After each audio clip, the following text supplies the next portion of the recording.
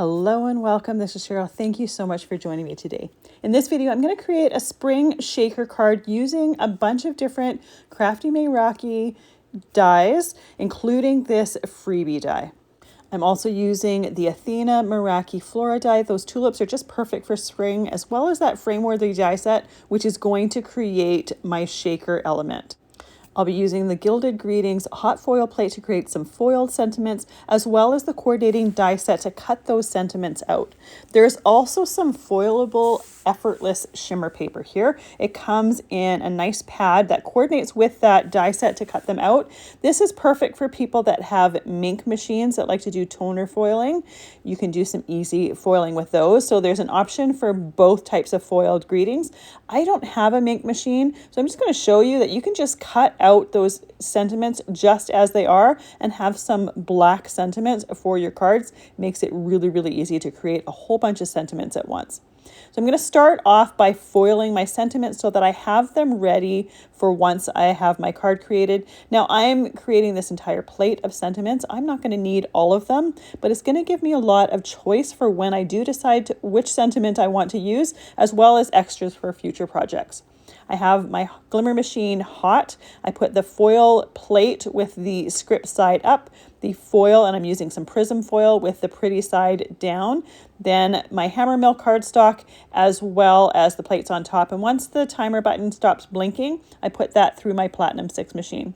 Now, I don't have a solid hot foil plate that's large enough for this piece of foil, so I thought I'd try a technique that I saw online somewhere, using the back side of your foil plates for doing solid hot foiling. Spoiler alert, it actually didn't work for me. I tried it a second time, adding an extra shim with some more Hammermill cardstock. That worked a little bit better, but I still didn't get a solid hot foiled background. I ended up doing it a third time with 2 pieces of Hammermill cardstock, and each time you could tell the pressure with the die cutting machine was better. The first time with just the foil plate, I had barely any pressure with my die cutting machine. But after that first time, I figured there's no harm in trying a little bit of extra shims, a little bit of extra pressure. The third time was the best result, but in the end, I don't use any of these because none of the greetings were completely foiled or completely solid hot foiled. I'm going to keep that piece of cardstock. I can use it for die cutting around those sentiments. But like I said, in the end, I didn't end up using it for this particular foil plate anyways. I'll try it again in the future with a larger foil plate and see if I have success with another one, but it didn't work for this one. I figured I might as well share that just in case you were wanting to try as well. You could see what my results were. Yours may be different. There might be something that I'm doing that I should have done. Next, I'm going to foil, or that I'm not doing that I should have done. Next, I'm going to foil that Flutter freebie, and I'm doing it with some matte black foil. I have just a piece of black foil there. The first foiling, I had my plate just a little bit off, so I missed an area at the bottom of the wings. At least I had another piece of foil sitting right there, and I decided to foil that, and then I got a complete image here. Now this doesn't have a coordinating die to it, so I'll be doing some detailed cutting once I'm done coloring in my image, but this creates a gorgeous outline for that image. You could also use the same prism foil that I used for the sentiments. I opted not to, simply because the frame that I want for my shaker is black, and I wanted to tie in the black in a different way as well. Before I get to starting my shaker, I want to cut out those sentiments. So I've lined up my die set with those foiled sentiments, tape that die in place with some Best Ever Craft tape just to make sure that it wasn't going to move and shift on me. And I have a ton of sentiments to use for this project as well as future projects. And die cutting that sheet is just as easy as die cutting the foiled pieces. Again, just match up the sentiments, and it's really easy to see. They're see-through where those sentiments die cut, so it's really easy to center it and to put it in place. Again, I'm taping it in place to make sure that nothing shifts and moves on me, and then run it through that die cutting machine. In the end, I chose not to use the black sentiments. I chose to use my foiled sentiments for my card. I will show you the look of both of them towards the end of the video so you can see. You may choose the black sentiments. They're a little bit heavier than the foiled sentiments, so I just opted for the foiled one for this particular project. For coloring in that butterfly, you can color it in a number of different ways. I'm choosing to use some interference ink pads here. So I have some Hickory Smoke Distress ink that I just ink blended the center of that butterfly, and then went over the entire thing with some Opal Blush interference ink. If you've never used interference inks before, they have two different properties to them. They look a different color on light or white cardstock than they do on black or dark cardstock, which is the reason I use that Hickory Smoke Distress ink, to show off both properties. Now I needed to wait for that ink to dry, and I had other things to create to do my card. So I decided to put some dots of glossy accents as well on those butterflies, just to add a little bit of dimension, a little bit of shiny dotted areas on there. For my frame, I have a bunch of pieces of black cardstock that I die cut and layered and glued on top of each other. Those ones are already done. I have a second or another piece that I'm going to put on top of the piece of acetate. First, I'm going to glue that acetate on, and I use that same glue that I'm using for the rest of the video. It's just the Barely Art glue. You could also use some double-sided tape here. That would work well as well. For the tape, you wouldn't have to wait for it to dry. For liquid glue, you definitely do have to wait for it to dry, but it really doesn't take too long. So I'll tuck that to the side. I do put my acrylic block on there just to make sure that holds everything in place. And while that's drying, I'm going to do a little bit of inking on my tulip and my greenery die cuts.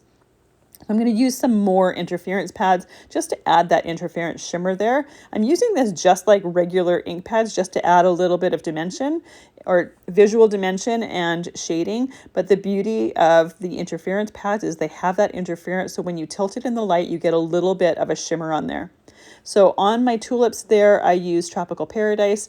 On my leaves and greenery here, I'm using some Summer Garden.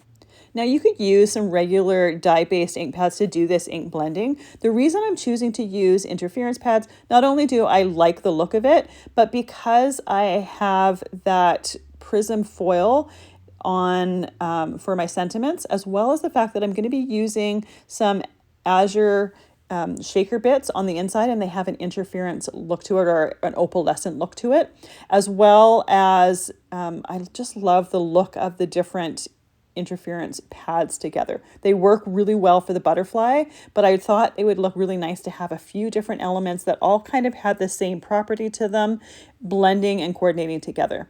So I put my die cuts for my tulips to the side so that they're ready to go when I'm ready to start assembling. And I'm just using my detailed cutting scissors here to cut out that butterfly. Now, often when I'm doing this, I will do that detailed fussy cutting for the antenna for the butterfly. But because of how I wanted to use this particular one for this project, I chose not to. I plan on putting it on top of the tulips and having the wings popped up a little bit. And I figured the antenna were just a detail that you probably wouldn't really see too much of, because there's a bunch going on with this card. So I opted to just cut them off. If you wanted, you could easily keep them on there. For the cardstock that I used to die cut my pieces here, I used some Hero Arts cardstock in Kiwi and Azalea. Azalea is the pink color, Kiwi obviously is the green color. For the Azalea, for my mat, I trimmed that to 4 1/8 inches by 5 3/8 inches, and I used that Tropical Paradise pad to just ink around it, just to add that interference color to it. And then my cardstock piece over top of that is just some fog cardstock. It's just a really light gray, and that's trimmed to 4 inches by 5 1/4 inches. For my acetate piece for my shaker card, it was just a little bit taller than my frame, so I just used my scissors to trim that down. Now I'm ready to add that shaker part to the card base. So I pour on those Flutter Fancy Azure shaker bits in a pile in the center of my card. Now I'm going to add some glue to my frame here. You could easily use a solid piece of cardstock and create your shaker element separate and then glue that to the front of the card, but I figured I might as well glue it straight to the card because I wanted the fog background to it anyways. When you're gluing it down, make sure that you have the glue all the way around that frame to make sure that those shaker bits can't fall out by accident. You want to make sure that that's completely sealed. Next, I'm ready to start gluing down my tulips. So I'm going to glue down my stems first. I will tuck in a few of the leaves to make sure that I have some leaves in my background there. The stems are nice and fine, but I'm not really pressing them down. I'm only pressing down the part that sticks to the bottom of that frame, like I said, because I want to make sure that I can lift it up to tuck a leaf behind it. I didn't do any ink blending on those stems because the leaves are going to be all the way around it. I figured there was very little of those stems that you were going to see or even notice. So I left them on their own. They're just plain cardstock. You could add a little bit of ink blending to it if you wanted to include that in there. I don't think it really matters. I don't think it's going to be noticed. So once I have as many leaves as I want on there, I can start gluing down my tulips. Now, one of those leaves, I got a little bit of Tropical Paradise ink on there, so I am being careful as I'm gluing my leaves down to make sure to hide that with a different leaf. It's a great way to just fix the problem or issue, if you will. Now, when I die cut those tulips, it die cuts 5 of them. I'm only going to use 3 on this card. I could have die cut a few extra stems and used all 5. But because I'm doing a shaker card here, I figured there was going to be a lot going on anyways. I didn't want it crowded with too many flowers, and I still wanted that butterfly to be visible and to be prominent on my card. Now that most of my card is ready, I'm ready to start figuring out which sentiment I want. So I decided to use the grateful sentiment, and you can see the look between the black one and the foiled one on there. On camera, that black one definitely shows up a lot better, but the foiled one is a little bit more delicate. So in person, I thought that one looked a little bit better for the look that I was going for. But neither one of them is right or wrong. It just looks a little bit different. While I was waiting for the butterfly to dry on there, I figured I might as well add a little bit of stickles there. It's just going to add a little bit of extra sparkle to the edge of those butterfly wings. It doesn't add any color because I'm using an iridescent stickles, so it has very little color to it. It's just going to add that sparkle. And here is the finished card. You could see how quick and easily that came together. We have the shaker bits on the inside. Now, I only added one type of shaker bit, so we only have one color in there. You could easily mix up a few different colors if you wanted some extra color in there. And I specifically chose the Opal Blush Interference ink for the butterfly simply because it would coordinate and blend really well with those shaker bits on the inside of that shaker card. Then we have those gorgeous tulips that add a nice pop of color, as well as that beautiful butterfly that is popped up with the wings popped up on the center of the card. So there's a lot of texture, a lot of dimension, and a lot of visual interest to this card. Thank you so much for joining me today. I really appreciate the time that you spend with me. I hope you have a fantastic day.